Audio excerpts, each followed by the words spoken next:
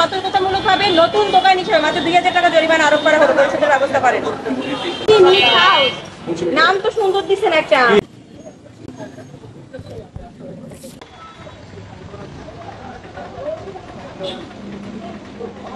জাতীয় ভোক্তা অধিকার সংরক্ষণ অধিদপ্তর বরিশাল বিভাগীয় কার্যালয় থেকে আমাদের রেগুলার কাজের অংশগত হিসেবে আজকে আমরা বটতলা এবং নতুন বাজার এলাকায় অভিযান পরিচালনা করেছি এবং মূলত আজকে বটতলা এবং মুদি এবং মাংসের দোকান এগুলোই আমরা দেখেছি এবং একটা লাইভ বেকারিও দেখেছিলাম বটতলাতে। এবং এই 4টা প্রতিষ্ঠানকে বিভিন্ন অপরাধে, বিশেষ করে মেয়াদ উত্তীর্ণ পণ্য এবং মাংসের দোকানে মূল্য তালিকা না থেকে অতিরিক্ত দরে বিক্রি করা, এই ধরনের একটা অভিযোগের প্রেক্ষিতে মাংসের দোকানগুলো দেখেছি এবং মূল্য তালিকা তাদের ছিল না।